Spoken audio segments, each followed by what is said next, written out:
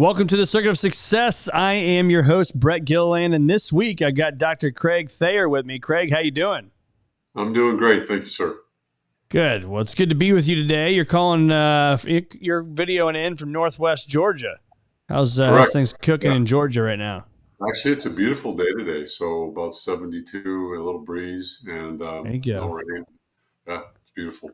That's awesome. It's been windy as hell here. I don't know what's going on, but I look around. I'm looking at my kids' sporting events. I'm like standing there, can barely stand up. It's so windy. I say it's a 2-club wind, for golf. So it's a little breezy lately. I don't know why, but so anyway, well, Craig, you are a surgeon, a #1 best-selling author, a radio show co-host, a motivational speaker. Man, you could have probably just laid low and just kept staying in a surgery room, but you decided not to do that, huh? And take on all this other stuff. Is that right? That's correct. Yeah, I just I've discovered a newer passion, and that is just trying to get out to talk to people, and then obviously this book that was kind of almost 15 years in the works, and was my grandmother who said, "You've got to do this because of what you've been through in your life, and this is going to motivate people." And she passed away August 7th of 2021, so it's been almost 2 years. But yeah, so and she left a couple miracles behind when she did that. So like a clock that stopped 2 days later at the time of death, and Oh, because I was there for her last breath, and then in a guest bathroom that I was staying in for the last 2 weeks that I was there staying with her before when she died. There was a book on this wicker chair that had a bookmark in it, her glasses on it, and so it had been clearly read by her, and that she was going to come back and read it, but the title was Gone Missing. oh, wow. Wow. Coincidence. Yeah. Yeah, well, you've had a lot of stuff in your life, and so you're a high-level leader now, like I said, motivational speaker and all that stuff. But I love here, it says your passion is to inspire and motivate others to live their life to the fullest. So I want to get into that in a minute. But before we do that, if you can, give us a little, shed a little light, if you will, on the things that you've been through in your life. Like you said, you do have a story, you've got your book, but if you can, just give us what's made you the man you are today. All right, I'll give you the Reader's Digest version. So it really kind of begins before I was born, because my natural mother was in Michigan and going to be married to my natural father, but not going through catechism fast enough. So she, about 3 months before due, went to Monterey, California, held me for 10 days, and then gave me up for adoption. So I was an orphan for 9 months, and just saved by her belief in Jesus and in God. So, and then part of the adoption was that I mandatorily be raised by a Catholic mom. And so who better than an Irish Catholic? My mom was 21, moved from Ireland to America, and met my dad, and they couldn't have kids. And then there I am in their house. So, and they were my parents, and I had a strong loyalty to them growing up. They always told me that I was adopted from the beginning. It wasn't a secret. And then I think the next thing was just making me more empathic. And that was one night, my dad, my sister, and I were coming home, and my dad opened the front door, and in the living room, you could see my mom on the ground, passed out. And that's the first time I realized she had an alcohol problem. So Wow. I was about 11 when I went to an AA meeting with her. So I got to hear what people had to say about their alcohol and their addictions, and kind of be a better empath. And then junior year in high school, I took anatomy, physiology, knew, man, the human body's amazing. I love working with my hands. I got to be a surgeon. I was cocky and said, "Oh, I'm going to be a cardiac or a neurosurgeon," because they're the really super cool ones. And then I had a twisted intestine. So just like a week before finals, my junior year, and so got over that. Got back into the pool. I was a water polo player and a competitive swimmer, and then headed off to college. And freshman year, my mom passes away. Sophomore year, I'm in a bicycle accident, cracked my head. I have spinal fluid coming out of my ear. These are stories in the book. They're just how kind of God worked through my life to, my mom dies. I was on an all-male floor. All my floor mates said, "He's not coming back. He won't be back. There's no way." And they knew I wanted to be a surgeon. So same thing sophomore year, I'm in the hospital. UC Davis is a quarter system. So 2 weeks is 20% of your class.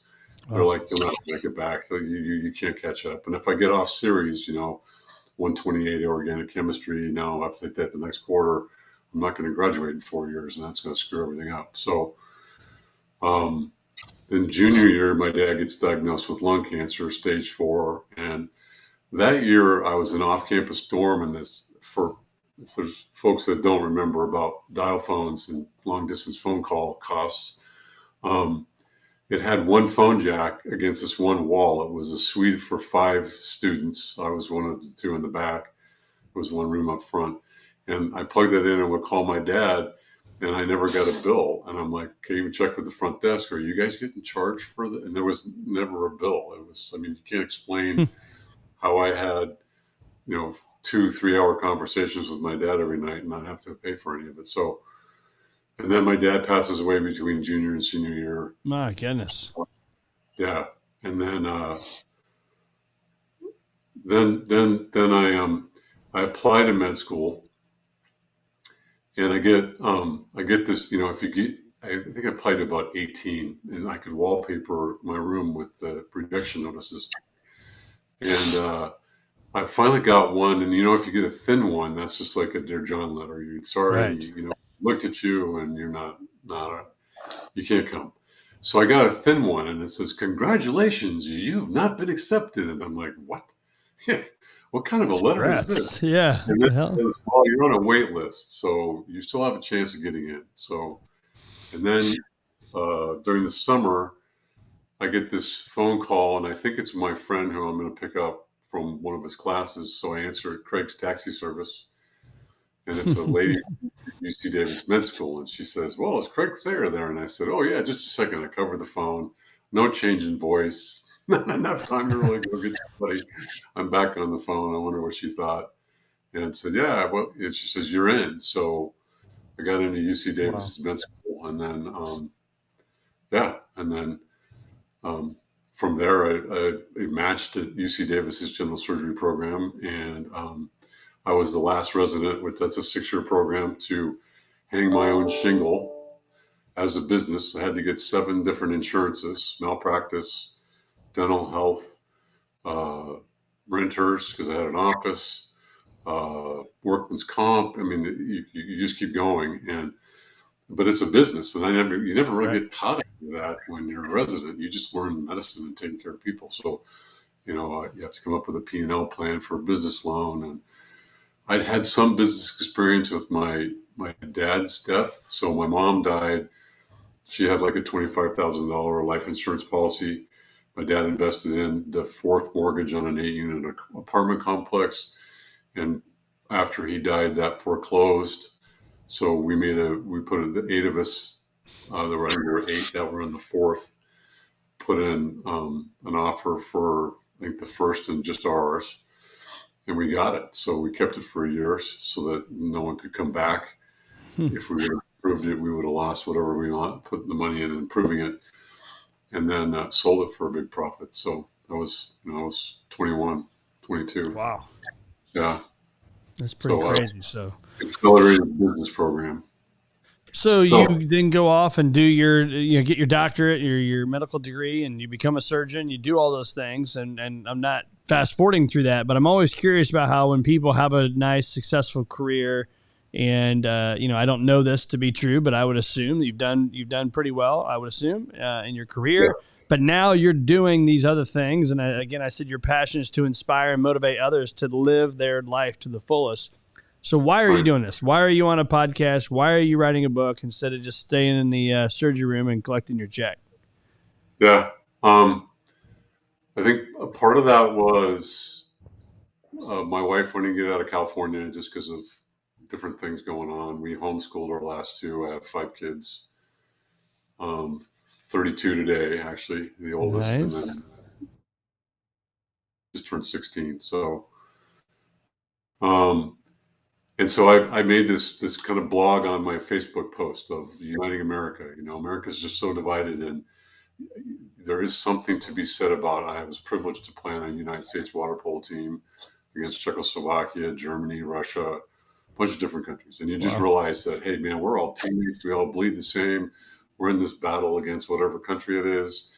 but it's uniting. It's patriotically uniting. And so a friend of mine who I literally hadn't spoken to in 40 years called me, and we had a 2.5 hour chat about our childhood. He went off to a Jesuit high school. I stayed at public. He changed swim teams. I stayed at Deanza, went to Santa Clara where Mark Spitz and those guys were. And he offered me a job at the end. He goes, "What do you do?" I'm like, "Old school general surgeon. I got trained like a general contractor. I do head to toe. So if you had a big hematoma in your skull, I could drain it. If you've got a hole in your heart, I can open your chest, put a finger in it, and sew it closed. Or I could take out your breast, colon, lung cancer. Or I can do vascular stuff like carotids." And so he goes, "I think I need you." So I said, "Well, we're going out to look at Tennessee," and he had a job offer like over 2 weeks after I left. So the move was kind of the first step, and then the Grant Cardone 10X convention I went to, and people telling me I needed that I didn't even know, telling me I needed to be on the stage. I'm on a Boy Scout trip with my two youngest sons in Virginia at this gigantic camp that can house 50,000 people. And this lady, we're shooting bows and stuff. And this lady, I made some comments. She says, "We need to put that in your book." And I'm like, "How do you know I'm writing a book?" She just like, "You just seem like you'd be writing a book." So, and then with just my grandmother going, "You need to do this." So all these signs to me were saying, you need to do this as well. Because I've already been on medical mission trips. I've been doing that to Haiti once in 2010, almost a year after the earthquake. And then every year from that to Honduras. And it's an outpatient surgery center. And just do a crazy number of cases in like 4.5 days. Right. And so I knew I needed to serve in a different way. And I was learning from these people that I really need to do it in a public way. And the book was a start to that, just showing kind of the miracles in my life that got me to this position today. And that people need to be inspired. I mean, COVID had a risk benefit, right? So sheltering in was not good for us. Right. It raised women between the ages of 23 to 45's suicide rate sixfold. So, and we're built to gather. So all that said, and it's difficult. I mean, kids that have been semi-homeschooled because the schools weren't, open, are like a year and a half behind in math, over a year and something in English, and they don't communicate the same either. They're almost a year to 2 years regressed. So just getting out and gathering with people, inspiring, telling them my stories, motivating them, giving them hope that, look, I suppose part of that in the book is that there's some light, there's pictures of the light that you can, if you really like look at this and go, man, okay, there is a higher being, higher power. It doesn't have to be Christian, but there's a higher power. And that being said, that within Christianity anyway, that you have an eternal life after that, right? With believing. So that gives hope to a lot of people. So that's my present goals. So it's basically out there. What I'm hearing is that we have enough, I would call it just garbage, right? That comes off these cell phones every day, and the notifications, the media, the TV news everywhere. It's just, it is dividing, and it's terrible, man. And I think people like yourself have to step up, and you've been blessed with a great career because you've worked your ass off. But at the same time, it's like, hey, let's give back to that now. Would you agree with that comment? Totally agree. Agree. Yeah. So when you see that right now, what are some things that you would recommend for somebody listening to this? We have a lot of successful people, right? Business owners, stay-at-home parents, athletes, whatever it may be, that listen to this podcast. What advice would you have to them? They're usually probably already doing a good job anyway, but they want to take it to that next level. So what are the things that you would focus on if you were them? You don't know what they're doing, but if you were them, what would you be focusing on every single day to help our country, but also more importantly, to help themselves, which ultimately helps the country?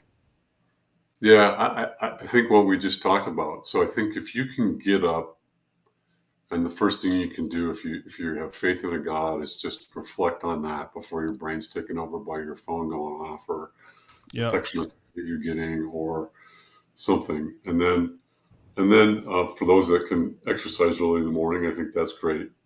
But what I'm talking about is a routine. So some habits that are healthy for you and your brain.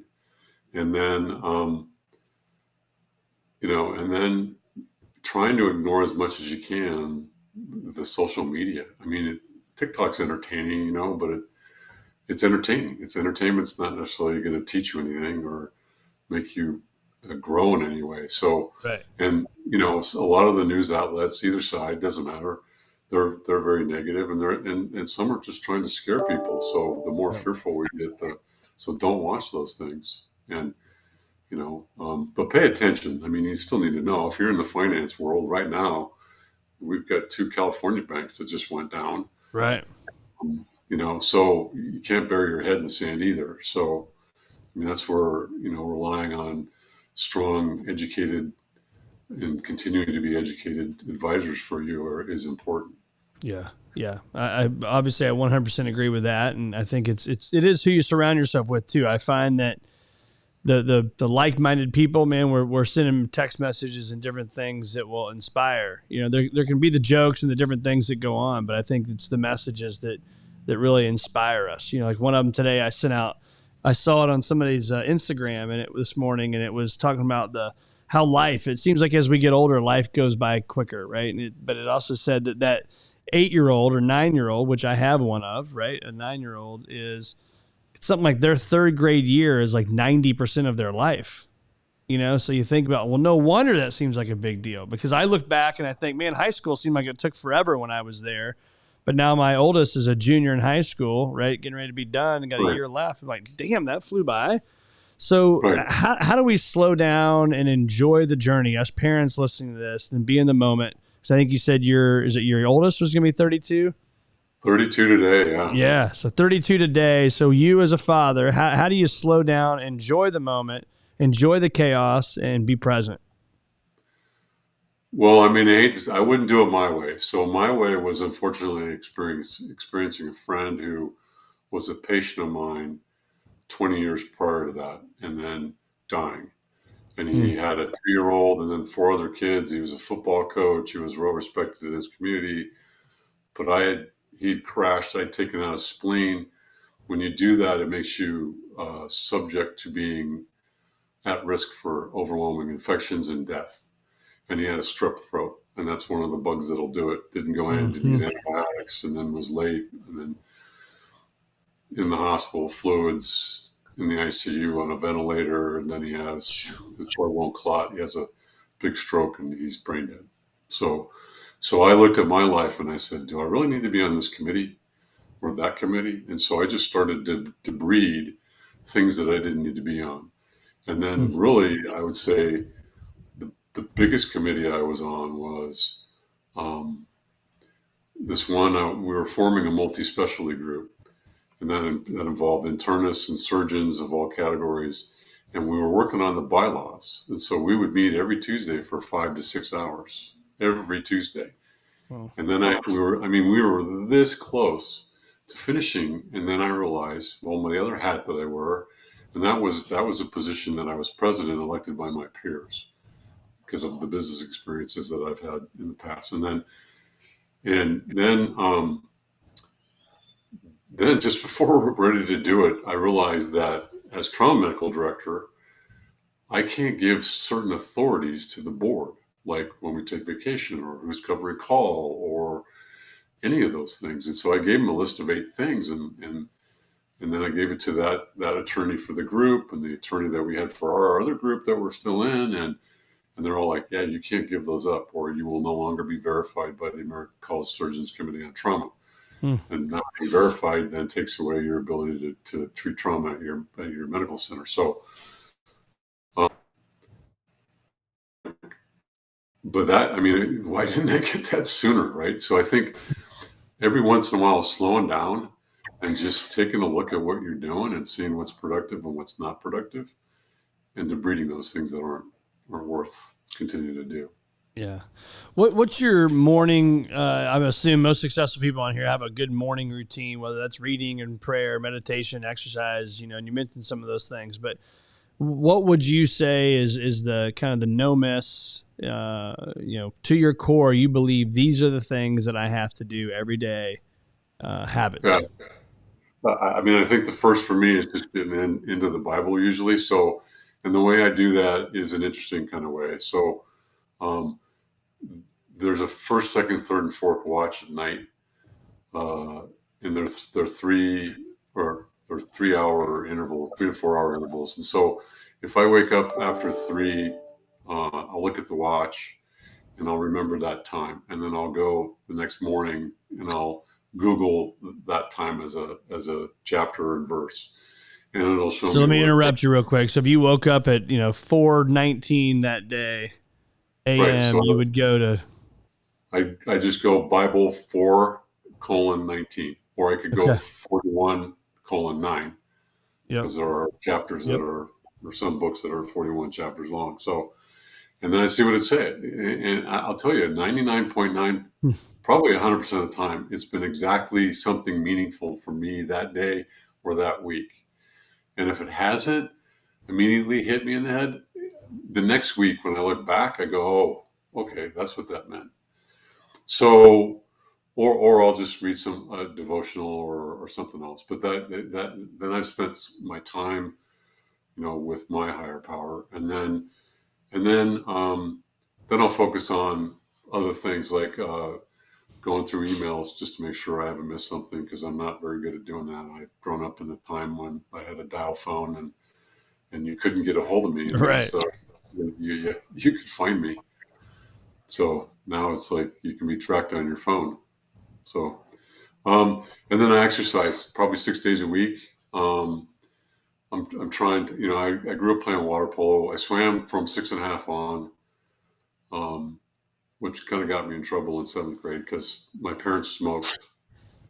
I never did. And I was in French class, and the French teacher walked up and said, and my eyes are all bloodshot because they didn't have goggles at that point. So I would swim before school and after school. And I just was highly irritated at the French teacher and said, you don't accuse me of smoking. And then she sent me to the principal's office. And so about an hour and a half, 2 hours sitting in his waiting room, he pulls me in. He says, okay, what are you here for? I said, well, I was accused of smoking. That's an insult. He goes, well, why is that? I said, because my body's my temple, and I swim about 6 miles in the morning and 7 miles in the evening. He goes, what? I said, Yeah. yeah, I'm a better swimmer. I swim about 6 miles in the morning before school and about 7 in the evening. He goes, get out of here. That's great. Fine. I mean, we understood that it was the smell of the smoke from my parents' Yeah. smoking Yeah. clothing, and my eyes are bloodshot from chlorine. So, misunderstanding. And I was probably rude, to be honest. Right. Right. So the Bible, emails, exercise, anything else? Exercise. I try to eat 6 times a day. So, breakfast and then a snack, lunch, then a snack, dinner, then a snack. It's been shown pretty well that spreading your, especially glucose intake out over the day, keeps your glucose at a more steady rate. You don't get as hungry. Um, so that way it keeps my weight under control. Um, my wife's into cold therapy. I'm not. I'll go out when she does a post because we're both health coaches as well. And so, she'll, why are you going to get in? I go, no, not that stupid. It's funny you But say it, that, man. I it, just sent my there's some, exercise. I sent my exercise text message, and I said we're doing cold plunge tomorrow. And so far, I've only heard back from one of the 13 guys that they're in. So we'll see. It's always brutal. I don't love it. I don't yeah, but love it. they say it works. It Yeah. fires up the cold shock proteins. And so, yeah, Yeah. so interesting Well, stuff. so when you look back on your career now, I mean, what are some of the risks that you are happy that you took? That looking back, man, that was a pretty big risk, but you're happy you did it. I was the last resident to come out of UC Davis that just hung up a shingle and opened his own private practice, and that's evolved. I mean, I left there to come to Georgia, um, in Georgia, you're hired by the hospital. In California, it has to be at an arm's length. And so you're hired into a group. And that has gradually gone from when I think I first got out of probably 70% being in private practice or a small group together to almost 100% being in groups that are part of a clinic at the hospital. So what did you find out there as a business owner? I mean, right? Because a lot of people, you go to school to be a doctor, not to be a business owner, but they're two different things. But you got to be a business owner to be a doctor in that example. Right. So, I mean, I think it's kind of like, I mean, you've learned too. I mean, your best investment is in yourself. Yeah. And so that said, when you can branch away from a larger group and start your own thing, like you've done, then you have more control. Obviously, you have more stress because you're now an entrepreneur versus, just being an employee with a guarantee. So that carries a lot more stress. But I had mentors that weren't partners, but were colleagues that were like, hey, when it's slow, this is, take advantage of that. So yeah, I think it's key. And I would have taken that I missed, but the one of those was I think I was chief of staff at the time, so politically it would have been a horrible move. So there was an orthopod on a committee about setting up an outpatient surgery center. The hospital was going to do it. He kept saying no, not a good idea. And then, sure enough, he and his group set up an outpatient surgery center, and they invited me to be in it. And I'm like, you just really pissed off a lot of people, and they're not like what you're doing. I don't think I can join that with that environment. So, but they made a lot of money doing it. Yeah. Yeah. I think betting on yourself is, and you said best investment is yourself. And I agree. I mean, I think too, is you got to sometimes do it before you can quote unquote afford it. Right. I mean, I remember my first year in business, I was a 22, 23-year-old kid. I had a great first year. My second year was terrible. And I remember coming home at the end of that second year, and I told my wife I was going to hire an assistant. Like I needed this person, this employee. I'd have been at that time probably 24 years old, hiring my first person, and probably 50% of what I made the year before was going to go to this other person, right? But I believed in that process. I believed in myself. I believed that doing that would allow me to go out and make more money and do the things that I'm uniquely qualified to do. And so from 24 now at 45 years old, I've never not had employees. But that was a huge risk at the time that I took with my money, right, and my time, and went and did it. And so what advice, when you hear me talk about that, what comes to mind for you, and how would you share some learnings, if you will, with our listeners on that? Yeah, I mean, I think you need to take that leap of faith, right? Because you've done the work, you have the know-how. Now it's a matter of logistically doing it, right? So for surgery, it was getting an office that I could see people and do elective things. And then automatically you take calls. So you take care of all the I would say the Band-Aids that we have to put on people, the car accidents, the altered things that they do, the unhealthiness of overeating and diabetes with wounds that won't heal, or carotid disease, or lung cancers from smoking, or, and they come into the ER and they need emergent care. So that's always there. I'll always have a job that's just not going to ever go away. The stuff like that are complications of diseases, I hope will, as we learn more about health and what I've learned through health coaching is, the more weight you lose, the less inflamed you are. All the inflammatory things go away. Like I've seen lupus and some other diseases that are autoimmune that are gone from dropping weight and getting the fat off your body so you're not as inflamed. And then just carrying the weight is bad for your joints. So most of the abilities are all joint things. So and then now, it's, I mean, I gotta write the book. So I have an editor. And then I need to publish the book. That's a cost. And then you got to market it somehow if you're going to market it. So there's ways to do that on the internet. And then I really do more speaking. I've spoken before. I had a terrifying experience in front of 5,000 surgeons. So you got that one out of the way, huh? But yeah, yeah. So yeah, I think it's going to take some money to make money. Yeah, I couldn't agree. I mean, I think too, again, another bet on yourself moment was, my managing partner at the time in this previous firm was saying, hey, you got 48 hours to make a decision. And so sometimes you got to have that tough love too that says, hey, make the decision, but make the damn decision. So are you going to do it and bet on yourself, or are you not? And I think there's that analysis by paralysis, or paralysis by analysis, I should say, right? That we want everything to be perfect before we just go do it. And sometimes you gotta build the parachute as you're coming down, right? Or you gotta build the bridge as you're walking across. And so, which is tough to do, but you got to do that. So talk to us about some of those moments in your life where you were maybe building that parachute on the way down. Well, I'll tell you. So I trained at UC Davis, and the medical center was in Sacramento, California. So a small town outside of there was Hangtown, Placerville. And so a lot of the professors gave me grief about, oh, you're thinking about going up to Hangtown. And I'd gone up and I met with the CEO, and they were really pro, and were going to help find me an office and have like a consultant do part of the business loan stuff. And the four other guys that were there were initially, yeah, no problem, plenty of room. But as it got closer, they got really panicked, and literally they wrote me a letter saying, "You're really not welcome." Oh, so I'm like, oh, I'm just not welcome to the party here. Yeah, I think one had been there the longest for 30 something years.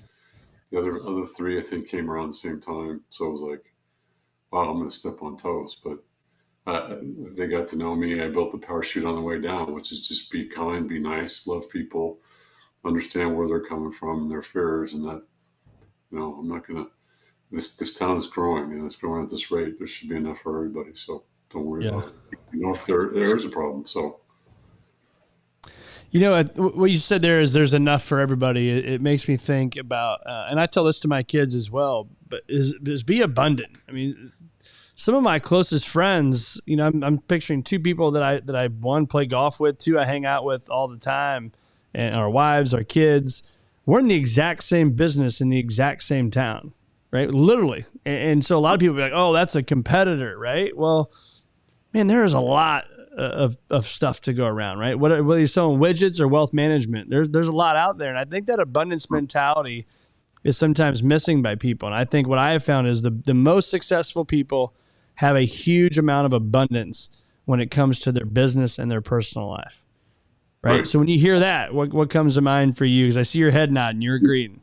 Yeah, no. I mean, there's also the anti ones, the pastor or poverty mentality, right? Those people are like with the frozen feet that just want a 9-to-5 job, and they're too afraid to do anything. And I can't invest in them. I'm not worthy of doing this, right? And then, the people who do invest in themselves, the abundance. My wife started a health coach. I'm like, babe, why are you doing? We're making a lot of money as it is. Well, because we give. We go on the mission trips, which cost us a lot of money. I have to bring all my instruments and all my supplies, all the suture, all those things cost a lot of money. But we can give more. And then one of the things we'd love to do is build surgery centers around the world. I'm going to go to Uganda end of September and beginning of October, and they're not going to let me bring any instruments in. They won't let me bring any medications in. So I'm going to have to just kind of go as an ambassador and try and pave the way.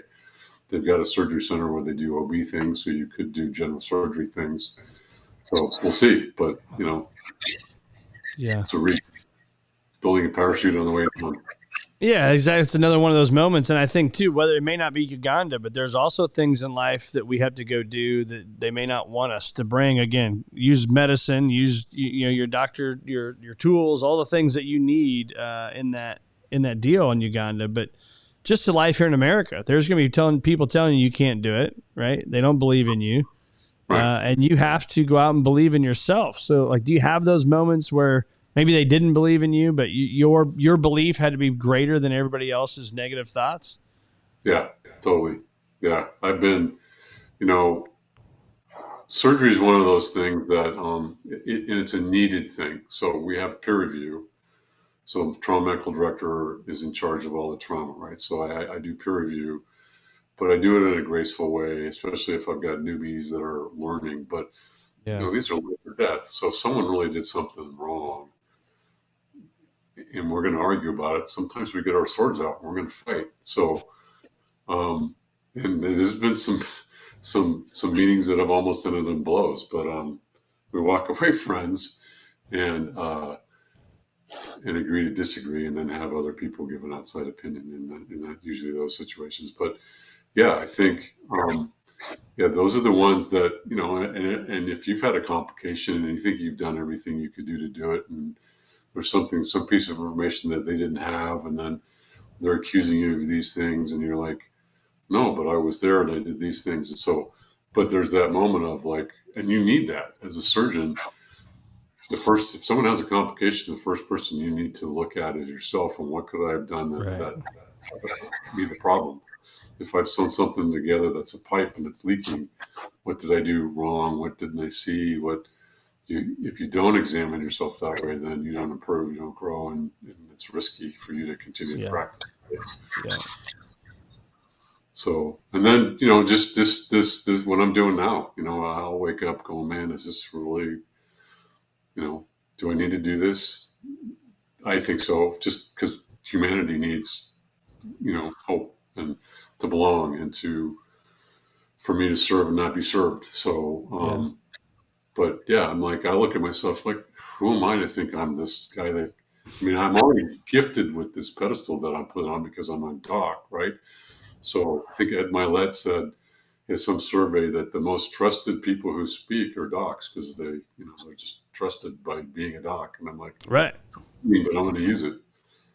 Yeah, those two little letters in front of your name, the DR, certainly carry some weight, don't they? It's amazing. Yeah. It's because you've put into the time, right, and the energy and the money, and you've done it, and you've worked your butt off for it. So when you see this sticker here, this F greater than P sign, that is achieving a future greater than your past. So that is our firm's mission. That is my personal mission. It is something that I get up for every single day. And I think the longer you're in business and you've had some sort of success, there becomes an outward maybe inward when we're in our 20s and we're thinking about how do you build your family and all those things. But I think once you get there, there's still a long way to go. But my point is to this: when you hear achieving a future greater than your past, what comes to mind for you? The broad category of personal growth. Yeah. I think, when we're fixed in a job that's the same routine every day, we're not really growing either mind, body, spirit, or anything, and I'll tell you, it's funny because the health coaching thing that my wife and I got into, which directs us to Grant Cardone's 10X thing, all personal growth. To listen to Magic Johnson talk about, turning Starbucks in San Francisco into Starbucks that will work because they're playing the wrong music and they've got the wrong food for their culture in that area.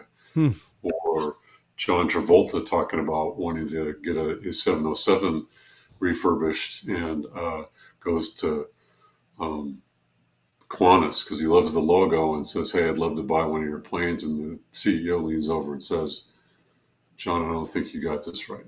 We want to do something for you. So come back in a month and we'll figure it out.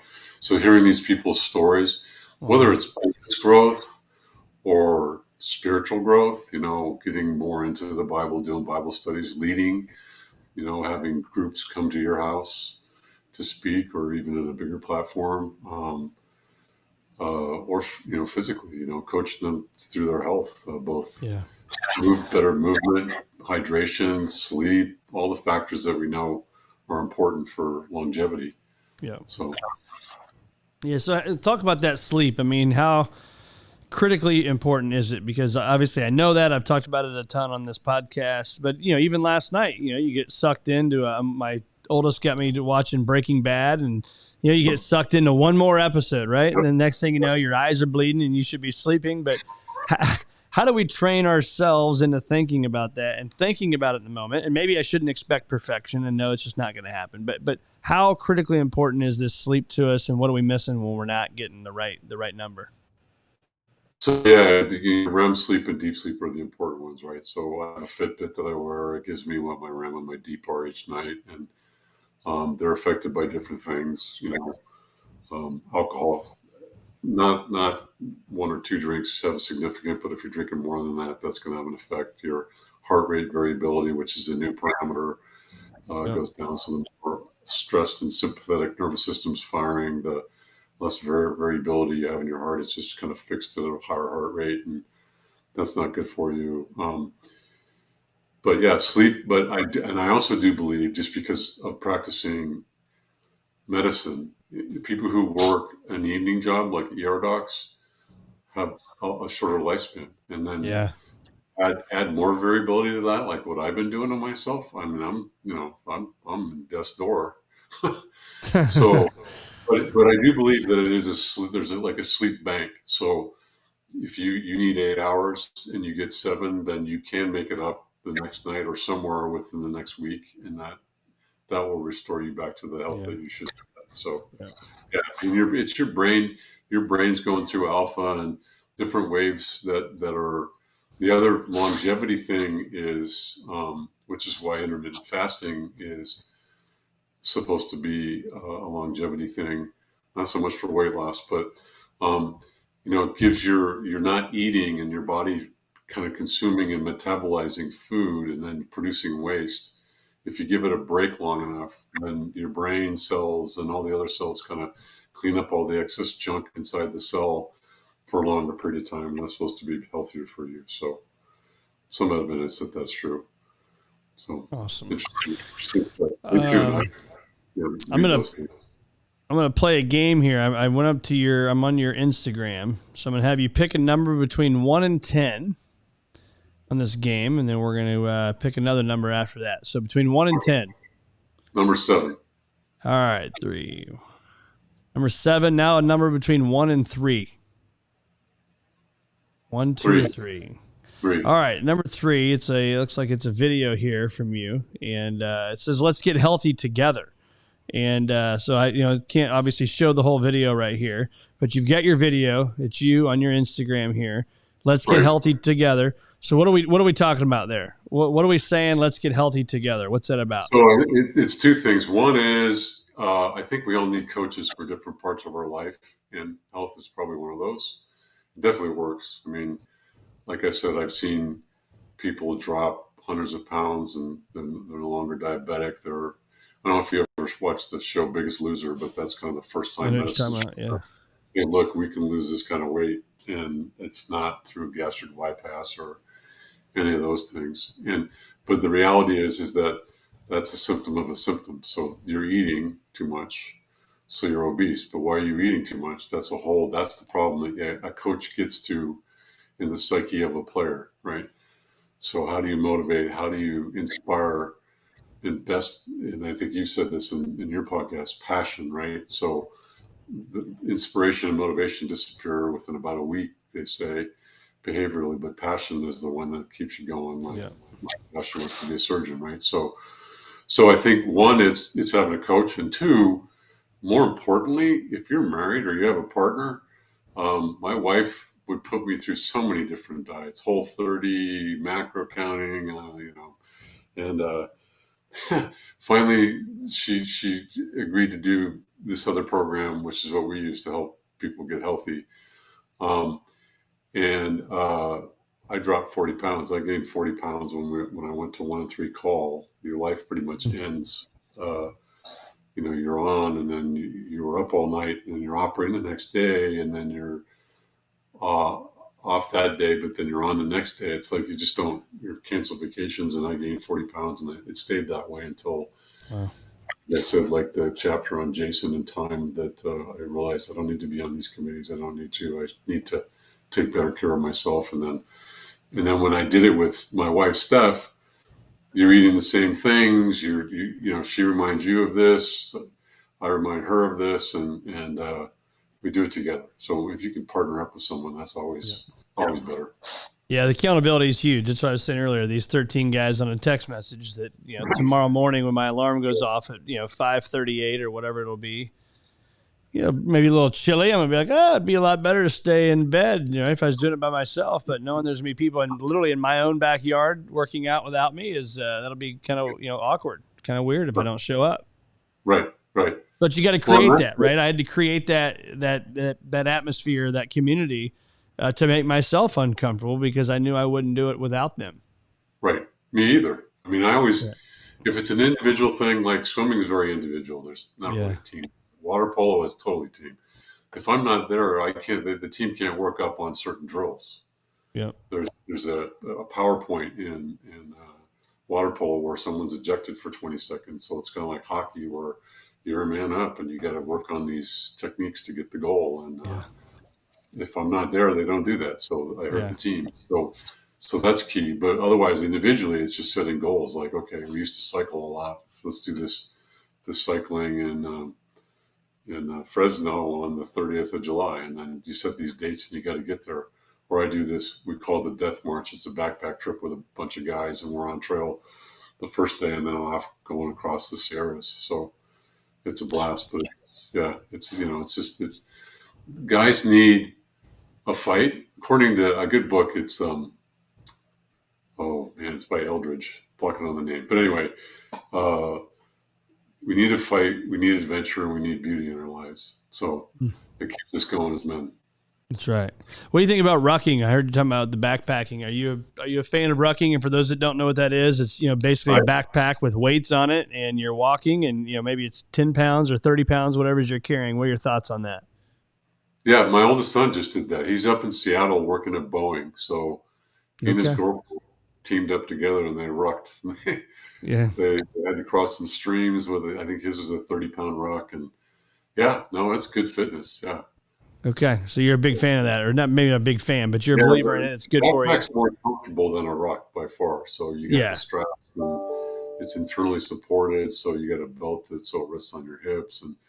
But when you start to climb, like really ladder up stuff and kind of mountaineer, you got to strap it down because it'll swing in around and stuff, and then it's all on your shoulders. So, but I think they're both good. Good. And you really have to get in shape to go on the trip. So that's what motivates me. It's like, if I don't, I'm going to suffer. Right. Yeah, first world problems here. I'm thinking about an August golf trip where I got to walk 36 holes every single day for 5 straight days. I'm like, God, I'm going to have to get way more in shape for this. Well, it's not just that. It's like, for me, I got to get my feet worn in boots. That's right. You would be your feet my golf shoes, golf gear, yeah. So, I mean, and it makes it different. If you start to get a hot spot and don't take care of it, or you get a blister and then you're hurting the whole time. It's not really as fun. So getting on a treadmill without the spikes. That's right. Well, where can our listeners find more of you? Craig Thayer here. Looks like you got a website, craigthayer.net. Maybe some social media. Is that right? Yeah. So, and on that site, you can click on my book. It'll take you to Amazon. Just put my name in and saved in Amazon search. You should find that. Awesome. I also have an email. It's Craig@4thayers.com. So Craig@4thayers.com. I'm on, apparently now LinkedIn is a big one. So I'm at /Craig-Thayer. And I've been on Facebook. There was Tank Thayer to go incognito, but now that my wife wanted me more high profile, it was Craig Tank Thayer, and all the people, that was a nickname from water polo, got really irritated about that. So now it's Craig Tank Thayer on Facebook. And then add Tank Thayer for Instagram. And then I just joined Twitter, so I'm a new tweeter and it's at Craig Tank Thayer. So those are all my contacts. We'll put all those in the show notes here below. People can reach out to Craig, who is a surgeon and a best-selling author, radio show co-host, and a motivational speaker. Amazing stuff. Thanks for sharing your wisdom today, Craig. Really appreciate your time. Hey, thank you, Brett. Thank you. It was an honor being on your show.